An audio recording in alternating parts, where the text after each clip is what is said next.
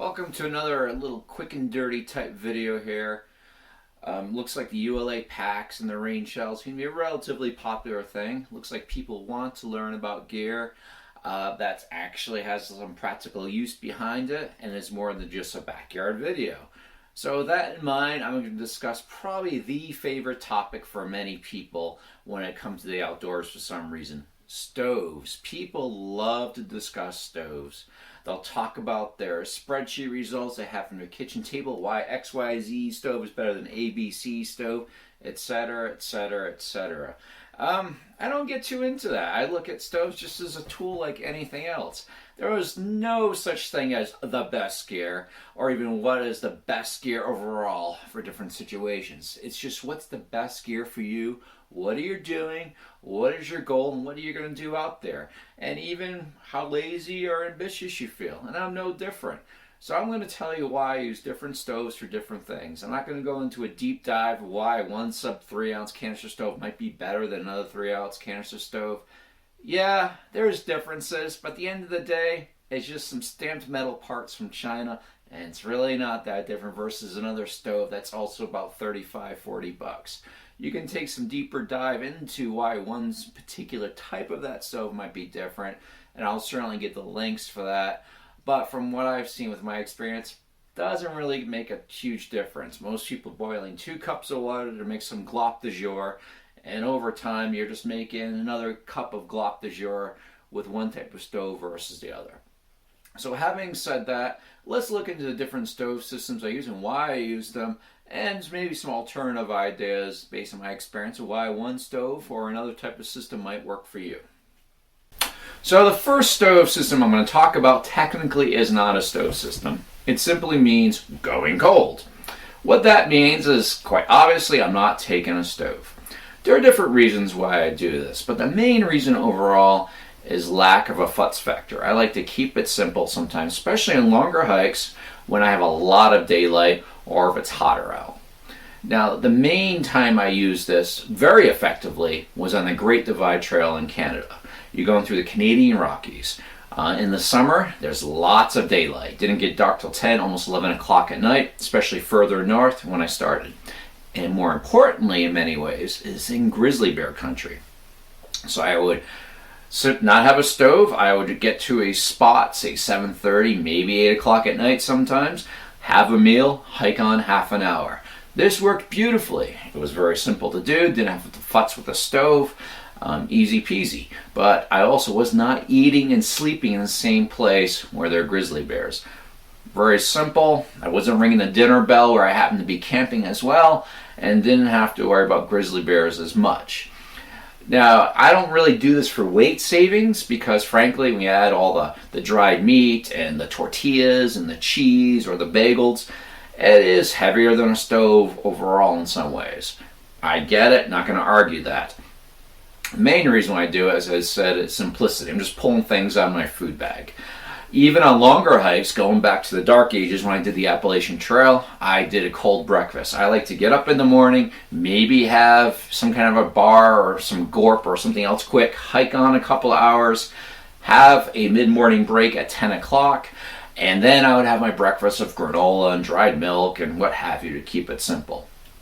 On longer hikes, as I'm sucking down my third mug of coffee here, is I go cold turkey with coffee. I just have it in town. Maybe on occasion I'll get a Starbucks Via equivalent pack and have it cold. That is rare. And I just look forward to the hot coffee when in town on the longer hikes. Now, I get it. Some people say you can't discount the psychological effect of a hot meal and a hot drink. I'm not going to argue that. This is just what works for me, again, on longer hikes with lots of daylight, and I'm hiking all day, not spending as much time in camp. Having said that, I will occasionally use the cold food method when on a weekend backpacking trip. I want to keep it quick, want to keep it simple. I take some yummy food from home, and I just walk in and I'll just eat the food in camp. I especially did this when I used to work in the Front Range, a busy corporate job. I get out of work on a Friday, packing some good food, just eat it up at a nice place 5-6 miles up the trail, and the following day I would hike all day, get back to my car later in the day, sometimes close to sunset. I'd have a pretty full sub 24-hour overnighter, and then I would go back home and push some code or similar for things that really don't matter. Hence why I quit the corporate job. That's another story. So just another tool in the kit I used for good use. Now, having said that, I should also say when I say cold food, I'm not talking about cold soaking. That's a little different. I've never really used it to any great extent. You take your rehydrated beans or couscous or what have you, throw it in a jar, walk with it all day, eat when you get to camp. I can see the utility of that, just doesn't really fit my style. Give it a whirl, some people like it, just really haven't found a good use of it for me. So, in summary, cold food is just another tool in the kit. I like to use it to keep the futz factor simple, especially when I'm hiking some bigger mileage days, whether on a through hike or on a traditional weekend backpacking trip when there's lots of daylight. When there's different circumstances, I will bring a different stove, which is a good segue to talk about alcohol stoves in a little bit. So the next stove system I'm going to discuss for my use are alcohol stoves. If you're of a certain age and you through hiked at a certain time in our little community's history, you have used alcohol stoves. Alcohol stoves are great. They're light. You can make it on your kitchen table. You can make a bunch of spreadsheets, compare with other people from your kitchen table and post it online. People love alcohol stoves. But I think there are two reasons why alcohol stoves aren't as popular as they used to be. The main reason, at least as far as I'm concerned, are the open flame bans. Out here in the West, there are very dry conditions. I look towards the poor people in California. I look not too far away in Grand Junction. There are lots of wildfires right now. Good rule of thumb, I don't care what the legality is or how you're a special famous outdoor person, the rules don't apply to you. Let's stop looking at the letter of the law, look at the spirit of the law. If there are backcountry campfire bans, you shouldn't be using alcohol stoves. Keep it simple, set a good example for yourself and others, and I think we'll go far. Part of leave no trace is the seventh principle, being considerate of other visitors. I would say that also applies to setting a good example. And there's open flame bans, don't use an alcohol stove. It's just simple common sense. The other reason, from a more practical level, why I think alcohol stoves aren't as used much anymore, is because canister stoves have gone down in weight, in price. You can find the canisters a lot easier, and frankly, you can refill them a lot easier too, which we'll go in a little bit. I think for a weekend warrior, there's no true compelling reason to use an alcohol stove. I will on occasion sometimes, but overall, it's just as easy to take a canister stove sometimes. I think the main reason why people still hold on to the alcohol stove use overall are, again, multiple reasons. One is what people know. If you're of a certain age and certain background and perhaps well known in the community, you don't want to switch for whatever reason, and you're just holding on to being stubborn about it. The other reason, it looks good on a spreadsheet. You can have one alcohol stove listed, and it looks really good because you're not counting for fuel and efficiency, blah, blah, blah, blah, blah. Great, wonderful. Having said that, with my rant, as I tend to do, let's tell you why I use the alcohol stoves. I will use alcohol stoves because, again, I only do one hot meal a day on longer hikes. When I did my walk across Utah, 3 years ago now in the late fall, there were no fire bans at the time. I didn't have as much daylight. It was getting dark at 6, 5:30, almost 5 o'clock towards the end. I get into camp, I'd have lots of time where it was dark, especially I'm going through terrain that's rough, not really good terrain to hike with a headlamp anyway.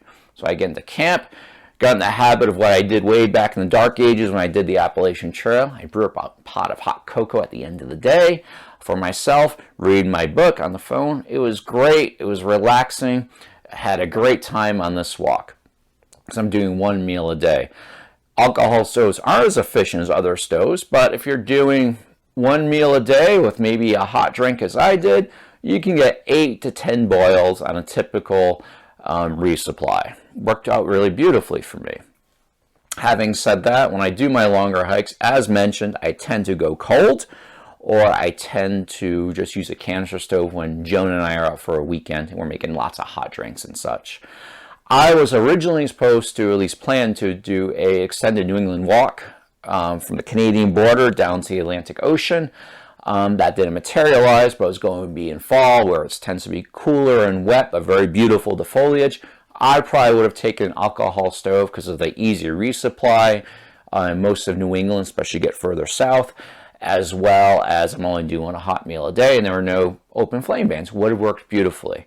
But that's just particularly how I use a tool in the kit. Once in a great while, I'll occasionally bring an alcohol stove to show people, or for whatever reason, I just want to do something quick and simple, don't want to futz with canisters, and just for an overnight, and I'll take an alcohol stove on occasion too. But for me personally, while I still use this tool in my kit, it's an increasingly less and more specialized tool for how I use it. If I was back on the East Coast and doing lots of backpacking in New England or down south in the Appalachians, I probably would still use an alcohol stove a lot more frequently, quite honestly. But now that I'm here out west and with the open flame bans and the drier conditions, I just think it's a tool best used sparingly, and there are better tools for different situations, at least for me.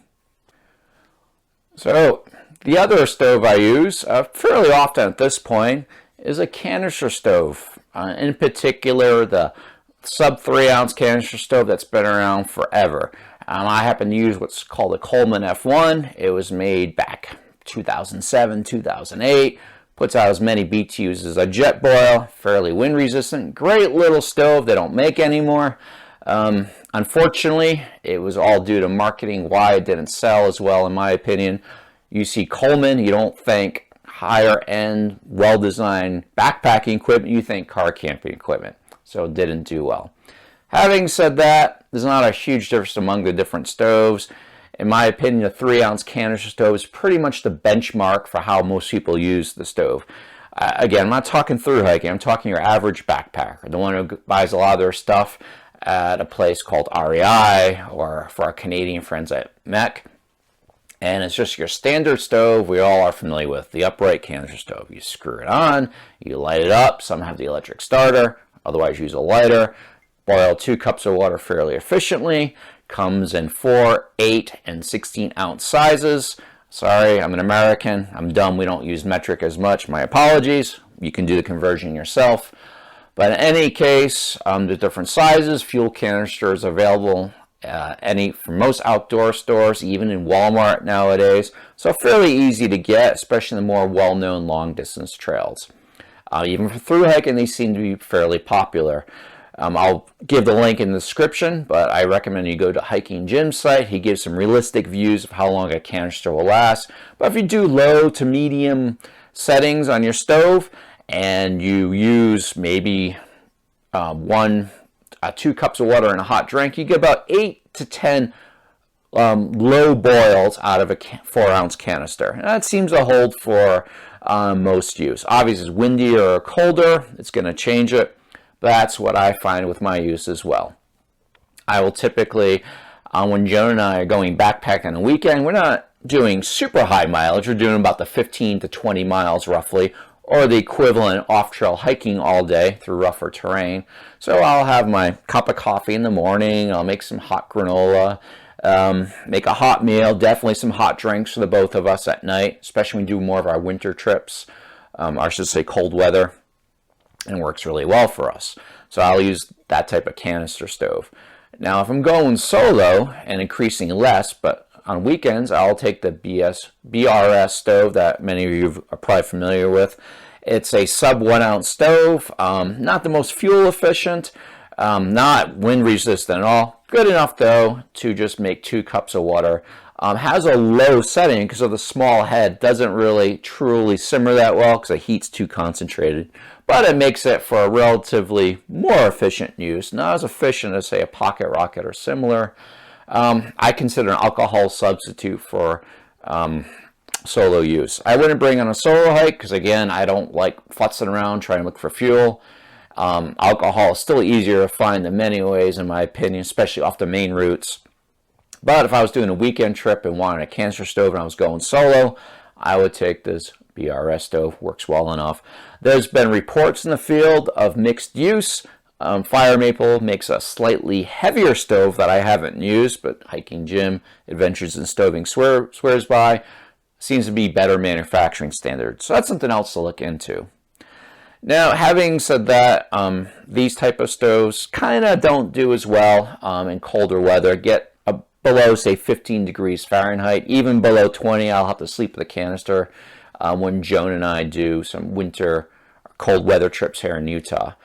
If I was doing a lot more extensive snow melting, and tend to do a lot more, say, up in the LaSalles and doing it fairly often, I would want a remote canister stove. As the name implies, the canister, it looks more like an older school white gas stove where the canister is removed from it. And most stoves you can invert it. The Windpro is kind of benchmark for this. Very good for snow melting. You could put a windscreen around it easier because the canister is removed. You won't accidentally explode it. I haven't used this too extensively because I have a white gas stove. Frankly, I don't need yet more gear just to say I have gear. I don't really have a good use for it on my personal level. So I'm familiar with enough of it from other use of other people's stoves, but don't use it myself. But if you get into true deep cold weather backpacking below, say, 15 degrees or so, may not be a bad way to go. I'm all about white gas in winter, mainly because I own it, and I'll discuss that in a little bit. But a nice hybrid that is tempting for me, I don't know if I'll buy it, but it is tempting, is MSR makes a dual use stove where you can use canisters or white gas. So for deep winter backpacking, especially with snow melting, that seems very intriguing to me and something maybe I'll look at some point. But overall, I find canister stoves to be a good bread and butter type stove for most people's use, kind of the nice jack of all trade stoves. There are also some other stoves of what I think is the Jetboil class, and there's some competition for it, where it's an integrated system. It is a water boiler par excellence. It's not the most versatile in my opinion. If you're doing mainly boils, especially if you're doing a lot of pouch type meals, not a bad way to go, I guess, but they're kind of expensive, relatively heavy for what you get. I'd rather just buy a simple canister stove with more versatility, and I think that's just a good way for me to go. But if you're boiling lots of water and doing almost entirely pouch meals, give it a whirl looking at the Jetboil class. There's some competition for it, and I'll list in the links in the description. I haven't used it a lot myself. I've certainly used others. And yeah, it does boil water quickly. We're talking a few more minutes quicker, and it is more fuel efficient, so that's important to some people. But I've noticed it's mainly people out for weekends talking about how fuel efficient it is. So in the real world, does it really make a difference for you? Only you can decide it. I think for most people, the answer is no, not really. So that is my use of canister stoves overall and why I tend to use them a lot for my weekend or say 4 or 5 days at the most expeditions. So one of the issues with canister stoves, of course, are the canisters themselves. Luckily, one thing that's changed a lot in the past decade as well is that more municipalities are recycling the canisters. Check with them first, but there's a good chance they'll recycle your used canisters. Pretty easy to do. Jetboil sells a crunch-it tool, Snow Peak sells some kind of puncture tool, etc., etc. But there's an easy way to do this. Very simple. When your canister is near empty, you bring it outside or a very well ventilator, but outside's a good bet. You open up the stove, you let that little bit of gas escape. Make yourself a cup of tea or drink another cup of coffee while waiting. 10, 15, 20 minutes. Done. So then you grab an old style church key can opener or even the pocket knife can opener and gently put some holes in it. Let it outside, let the little bit of tiny amount of gas, if any, escape. And then you write used or empty, throw it in recycling bin. Easy peasy. Now there's some people clutching their pearls out there. My God, it's not an official tool. It's not this, it's not that. Again, Jetboil sells a crunch-it tool. Snow Peak sells a puncture tool. It's very simple. It ain't rocket science. Like anything else, you have to do it safely. I'll have a link about it in more detail. Super straightforward. The main thing, of course, is make sure a municipality will take this kind of recycling for you. A lot of outdoor stores now are doing it for you. You can just throw it in there without having to do all these hard steps to do, and they'll take care of that for you. One of our local outdoor stores here in Moab does it for us because we have a lot of visitors. Ton of containers, works out well for them because people buy new containers. So that's another option too. I know REI used to do it, not still sure if they do or not. Call your local outdoor store, they might do it. Otherwise, follow these easy steps. But there's another option too that's become pretty popular in the past few years. I have it right here behind me. All it is a two-way valve that hooks into one canister, and you put the other canister on top, kind of tilt it a little bit, and all you're doing, and this is going to sound really crazy, you open up the valve, the fuel goes from one canister to another. Yes, you have to do it safely, you can't overfill the canisters, but we're driving 1 ton or heavier vehicles at 60 miles an hour on a highway, arguably more dangerous than that. So use your common sense, do it correctly, and you can refill the canisters, and that works really well that way too. Again, Hiking Jim has some excellent ways of going about it, and I'll link to that. But all it involves is taking a baseline of a full canister of how much it weighs and using your common sense according to do it. If you accidentally fill it too high, yes, bad things will happen. Don't do that. Again, just like you won't drive your car 80 miles an hour in a residential neighborhood, otherwise you're being really stupid. Use the same rules of filling up a canister again. Not too hard, and it makes it a lot easier to use canisters in a more sustainable fashion without having lots of 1 ounce fill canisters versus a 2 ounce fill canisters versus a 7 ounce fill canister. Makes it easy and it's straightforward to do. So the last stove system I'm going to talk about are the white gas stoves. White gas used to be the benchmark for not just thru hikers, but every kind of outdoor user. Mountaineers, of course, use them for a long time. Thru hikers, of course, use the MSR Whisper Light a lot. And weekend backpackers would use them all the time, too. It was the stove to use. Around 2000 or so, canister stoves started becoming popular among many different people, and it worked very well over the years. So white gas stove has kind of faded into the background. There's still a good use for white gas stoves. The dollar per ounce, as far as how much fuel you use, it's still by far the cheapest. So a lot of people like that, especially in larger group settings. You can boil water quickly, more so than any other stove in many ways. And it is great for winter backpacking when you're melting lots of snow. Even the colder it gets, even inverted canister stoves have trouble. So for deep cold weather use, works beautifully. Yes, other stoves can melt snow, but you have to use more fuel to accomplish the same type of thing. So if you're doing large snow melts, you might be better off a white gas stove. It's what I personally use for deep winter backpacking. And I don't do as much of that anymore versus when I lived in Colorado. I still use it on occasion. I used to have an MSR Whisper Light, and I don't need 2 white gas stoves, so I got rid of it and just donated it to someone else. And I have a MSR Simmer Light. Despite the name, it does not simmer very well. It's an 8 ounce stove that works on white gas versus the 14 ounce Whisper Light. They don't make it anymore. Hiking Jim did a great dive into the stove and perhaps why it was called the Simmer Light and why it didn't do very well.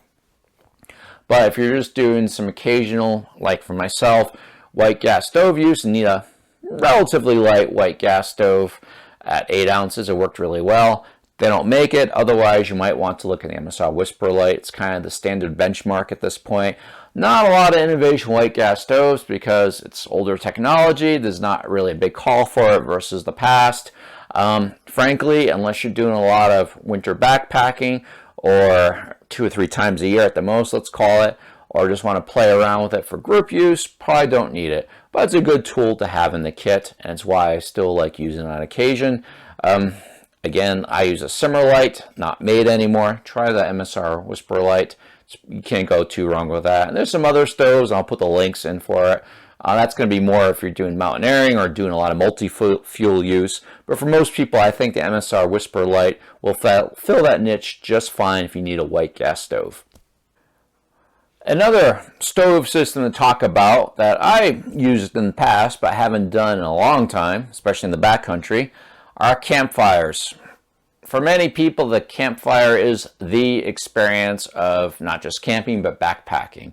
You're with your friends around a rock firing, you're looking at the stars, you're telling some stories over a little something something in a bottle being passed around. Yes, it's a great experience.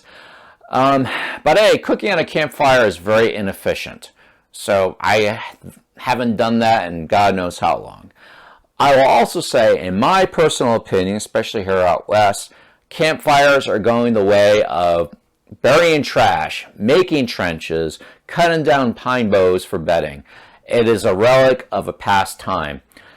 Yes, there's a psychological aspect of it that is certainly enticing. I admit it as such. But if you're looking to stay warm, there are easier ways to do it. Get in your tent, change into dry clothes, make up some hot tea, read a book. You'll be warmer and drier, etc. And yes, you can dry clothes out, but if you're that cold at the point where you're trying to dry clothes, it might be difficult getting a campfire going. It's good to keep tucked in back. Campfires are often not allowed a lot of times. And I'll just put it out there, I think it's increasingly irresponsible to make them, especially in popular areas, even back east, because the browse line goes out further and further to make a campfire. Campfires, I think, will always have a place in more front country areas. The big metal grate can be a good thing, especially using locally procured wood that you bought at a local store versus bringing it from, say, Colorado to Utah or from Montana down to Wyoming. You want to keep the wood local. But overall, I think for backcountry use, especially for cooking, there are much more efficient things to do than a campfire. If you absolutely want some kind of light, pack in a 4-ounce Luci Light. You charge up during the day, the sunlight, you put it on, you gather around, makes a nice warm glow, gives kind of the same effect. Obviously, you don't get the warmth, but again, if it's rainy and cold, go into your tent. Or if it's cold out anyway, down is a lot easier to pack than worrying about putting out the campfire correctly, worrying about your browse line, worry about impacting the environment. If you can't tell, I think backcountry campfires are going the way of the dodo, and I treat it as such. And definitely inefficient for cooking overall, in my not so humble opinion.